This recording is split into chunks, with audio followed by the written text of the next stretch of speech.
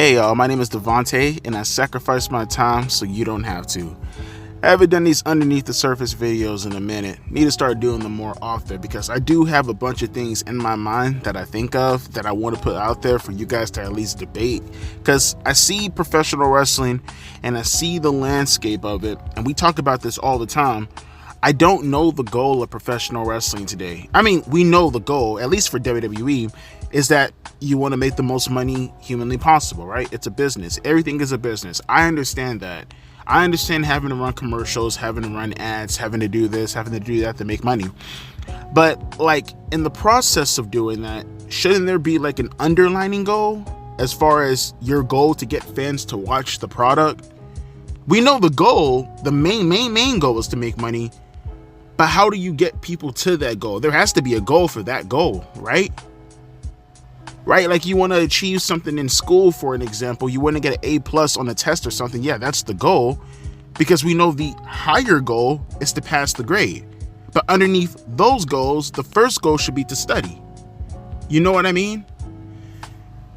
And it's like with WWE, because they're number one, I can understand. I would like it if they had more plausible reasoning to want to get better. But I understand. Why try to get better? Why push yourself even more than what you have to push yourself right now currently when you're super dominant in the market right now? No one comes even remotely close. And I always had this perception in my mind that that was AEW's goal, right? Like in my mind, I always thought the goal of AEW was to be that alternative to WWE. At least that's how they claim themselves to be, right? But it's like two things. One, and we've talked about this plenty of times as far as calling yourself an alternative. I mean, you're not. You're essentially doing the exact same things that WWE is doing and taking the good things that WWE are doing and then downplaying it, and then taking the bad things that WWE are doing and then turning it up to 10. You know what I mean? But that's just one side of the argument in regards to the alternative argument. But I thought the other part, as far as being an alternative to WWE, was to actually, be a good product. And I'm not saying objectively it's not good. Obviously, they have a subset of their audience. They have a niche audience base that care for that product. But I just envision, if for nothing else, that AEW will always be there to give WWE a reasoning to never rest on their laurels. You know what I mean? I always thought like you are there to make sure that WWE is always off their ass, that they're always going to be going forward, that there's no reason to stop, always keep pushing. And I'm just not getting that. And I just never really understood that plot. They have certain instances where they looked way bigger than WWE, at least for the time being. Like CM Punk, when he came back, obviously. Rampage, right? I thought the Daniel Bryan stuff with Swerve Strickland at the end of the pay-per-view was actually fantastic. MJF and Bryan Danielson. That was about as quality of a match that you could possibly get out of professional wrestling. That was good. Not flippy-dippy dumb shit, but actual solid, great, consistent professional wrestling. Even the wrestlers that they have actually, not created necessarily, but at least made their own, like an MJF, for an example.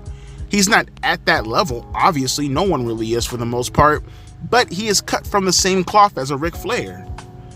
If cultivated, if pushed correctly, he can absolutely be one of the all-time greats in a couple of years.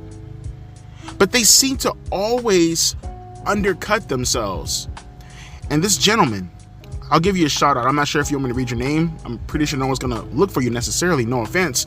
But I just feel like you kind of put this thought on my mind, and it's a great question.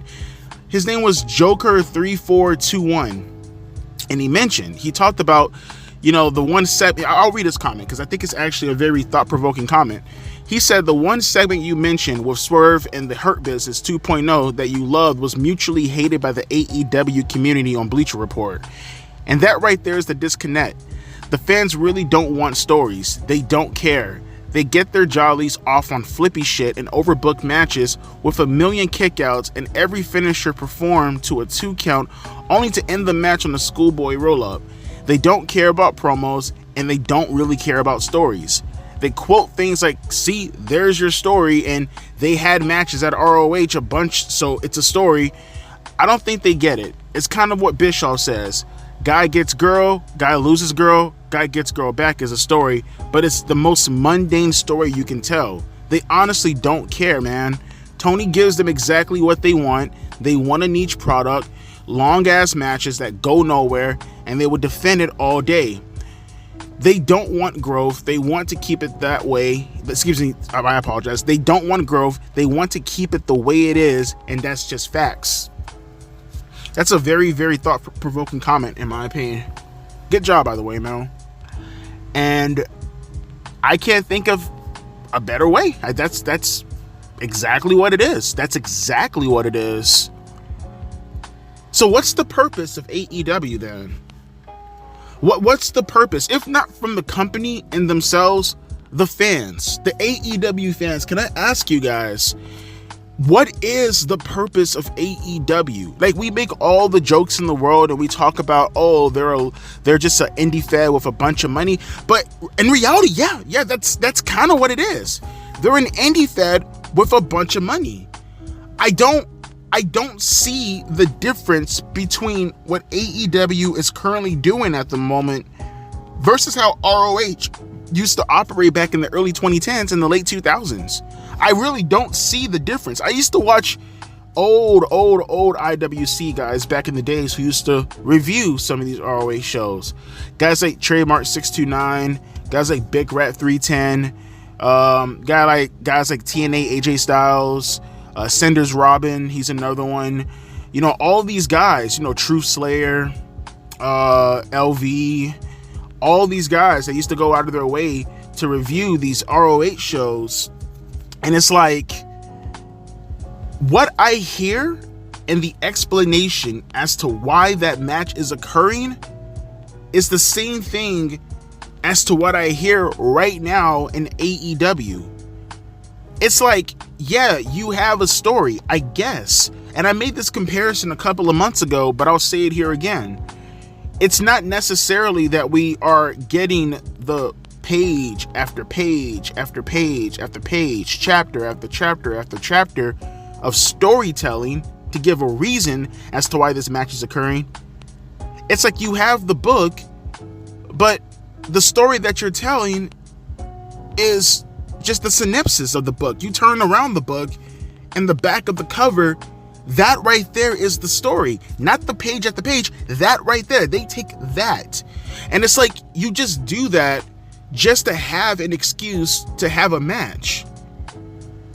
Like, again, there's no rhyme, there's no reason, and if there is a rhyme and a reason, is so, he says mundane, and I think that's a perfect way to describe it, but I'll go even a step forward. It's so blasé.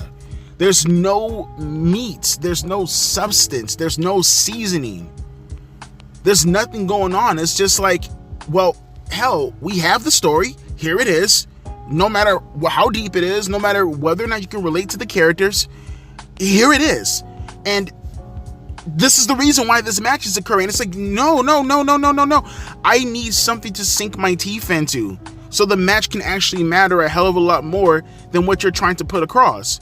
And then you try to substitute that for the match, for them to go out there and then for them to do their flippy stuff. And it's like, I get it. There's an audience for that, right? I yell and I scream, and honestly, I bitch and I groan and I moan because I love professional wrestling. And it's like, I ask this question all the time, whether or not this is professional wrestling, but maybe it is professional wrestling. Maybe this is just the new age of professional wrestling going forward. But the problem is, your new wrestling. Okay, let's call it what it is. Okay, fine, it's professional wrestling. You want to call it professional wrestling? You don't like it that we call it gymnastics and we call it flippy routines and Cirque du Soleil and circus acts. Okay, let's call it new wrestling then. Let's call it professional wrestling. Who is this garnered to? Is it just you guys? Is that something that's relatable to everybody else? Clearly, you look around the internet, you see the comments. You see the reflection in the viewership numbers and the ratings. They talk about all the time, like, why do you care about viewership and ratings? But that right there is telling you the story. And look, I get it. My channel, I'm not trying to be more than what I am currently at the moment. I am very comfortable in my position, but I understand that I'm a niche channel. I understand people who only come to my channel only care to hear about critiques in regards to professional wrestling. I'm not a glass half full guy. I'm a glass half empty guy. I'm very cynical. My about page, my description is right there. I keep it for the world to see. I am a very cynical, very pessimistic guy. I don't get my hopes up. I go into every situation thinking to myself, okay, so these are the negatives. Let's go up from here. That's my mentality, because I don't want to be disappointed and I don't want to be let down. But with AEW fans, it's like, and the AEW universe and as a whole, you know, you bring up these things to them and you ask them questions as to why is this occurring or why is this happening, and then you respond back with, if you don't like it, don't watch it. And then like you ask yourself later on, why is everybody being so mean to the company? Well, if this is your excuse and this is you talking shit about the company, then this is usually going to typically be the response. I have a bunch of trolls in my audience, a bunch. I don't censor them. They can say whatever they want. It's their right. It's their platform, their cell phone. I'm not going to censor them. They can say whatever they want. But I understand. Almost all of them I embarrass one way or another. I show their comments contradicting their other comments on my community posts. I go to their comments. I talk shit about them. I always call them out on their hypocrisy, their double standards. I make fun of their lack of knowledge in regards to certain situations. I get it. And I know the response to this is going to be never-ending trolling because they're emotionally hurt, right? I'm not gonna, they hurt my feelings, right? They hurt my feelings. They spread misinformation and they hurt my feelings. So when I respond back, clearly I'm gonna hurt their feelings. So their way of getting back is always going to be trolling the channel. It comes with the territory. I get it. I understand. And honestly, go for it. It's your platform. I'm not gonna respond to you, but go for it. No sweat off my bones. I know in the end of the day, there's nothing to take seriously from your comment because, well, it's not constructive critiques. And to say they can be said about some of the people who actually troll AEW. But understand that at one point you did have constructive critiques, and then you turned people away, you and your fan base. So now you get just laughed at consistently, and you've turned your entire company into a lolcow. And to make matters much worse, you respond back. See, I'm taking a different approach. For now, I'm not going to respond to most of the trolls. I may troll back, but 9 times out of 10, the people who are more consistent on the channel, I'm just not going to respond. There's no point. Why? They don't care. It's all about the game of trolling, right? In the end of the day. But there are some critiques out there that you should at least siphon through. And if you're not gonna do that, see, my excuse is that I'm a niche channel. I'm telling you I'm a niche channel. I'm telling you I'm cynical. I'm telling you, I'll say it outright. I'm a negative channel. I get it. I understand. That's the burden. That comes with the territory. That's the identity. Your identity, I don't understand your identity. I don't get your identity. You, on one hand, constantly tried to boast about your ratings at one point in time before they started drastically going down. Now you don't even talk about your ratings anymore. And that was used as an excuse to make up for your lack of viewership numbers. And then like all that goes down. And then it's like, okay, now you're trying to say that ratings and viewership numbers don't mean anything anymore. Now you're making excuses whenever you go well below the number that you originally got at that point in time that it fell down to. You're making excuses as to why it's a good thing when you improve back to that number that was horrific already. But I don't get it. You don't care. You're a niche wrestling company, right? That's what you tell us. You know that the things that you're currently doing at the moment, it's not reflective off of anything that's continuing in professional wrestling to keep it looking strong and popular. You go around and you talk about your contracts and you boast about it, but why should it matter? This is for the sickos. That's what Tony said. It's for the sickos. It's for people like you guys. So why is there such concern for the growth of your wrestling company when you don't care for the growth of your wrestling company? And essentially, you just want to play up to the fans who already exist, who like your company. Like, you could be like me. You could come right out and just say that you're a niche. You could come right out and just say like, hey man, we are for the sickos. Absolutely for the sickos.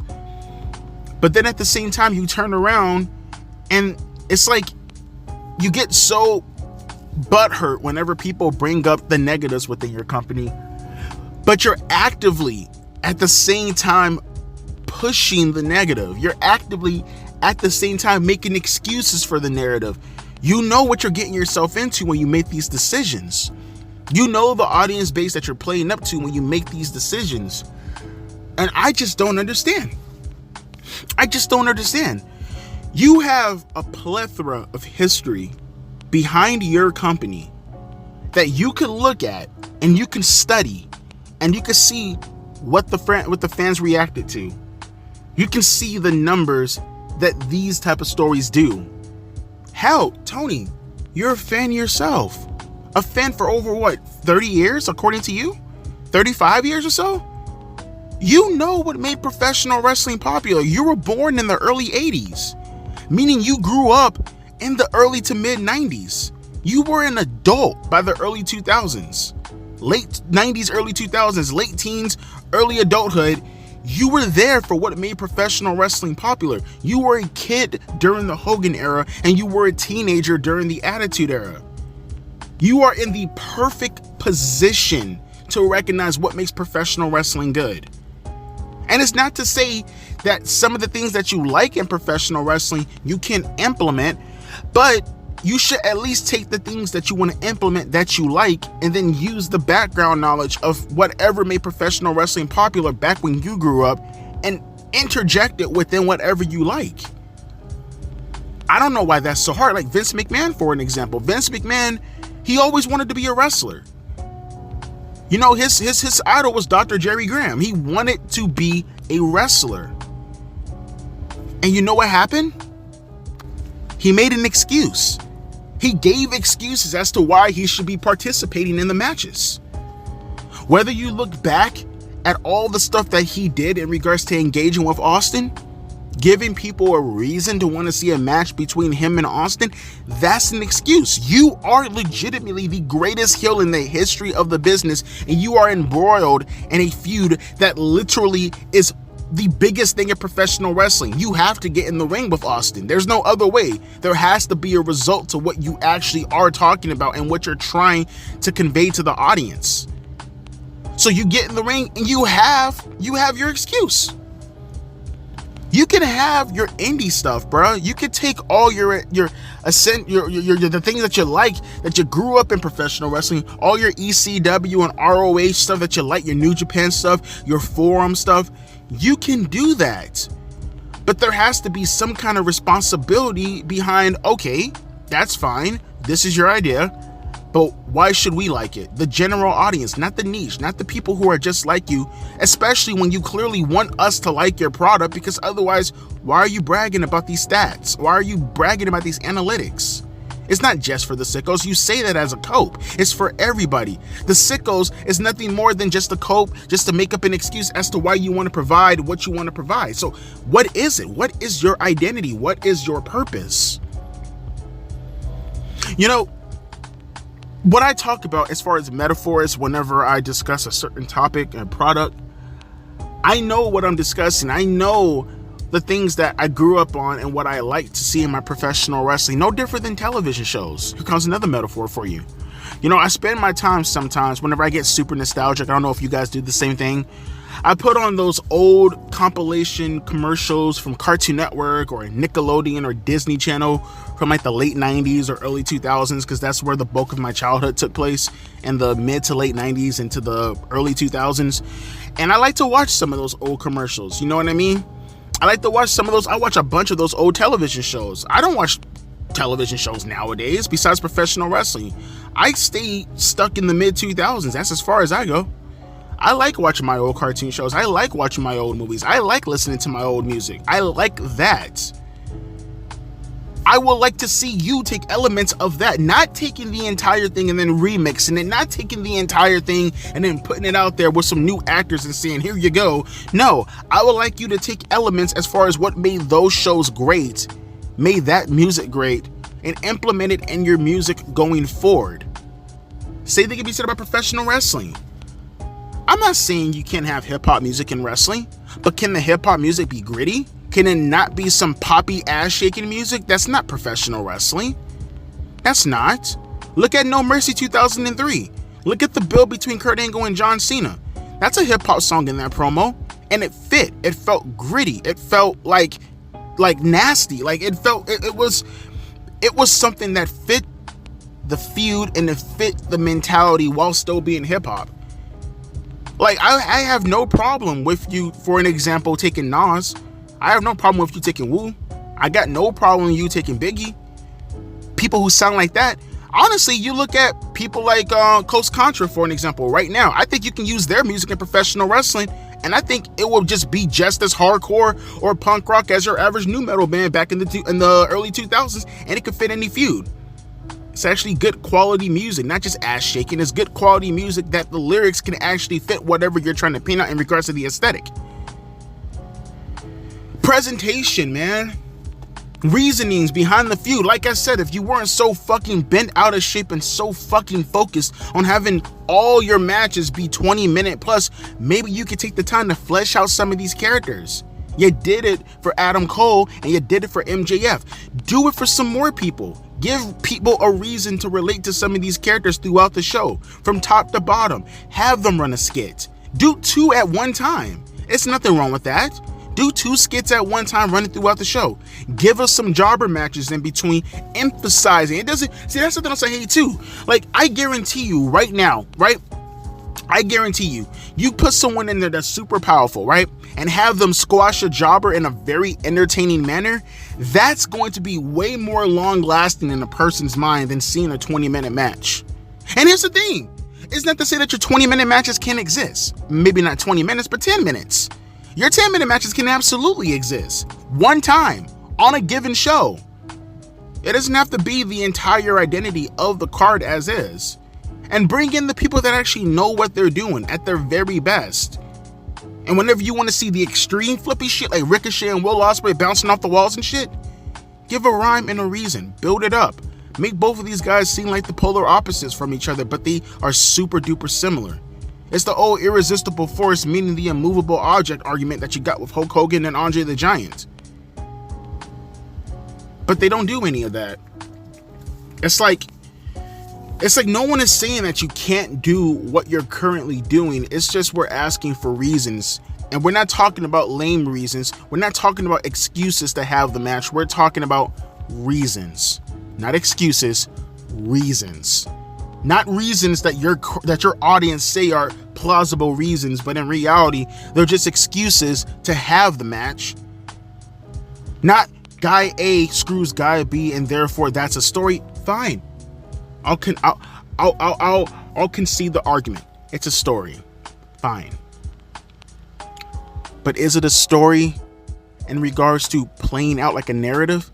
Or isn't a story in the sense that, well, I guess semantics, let's just call it what it is. I guess by definition, it's a story, but only by definition, not by concept.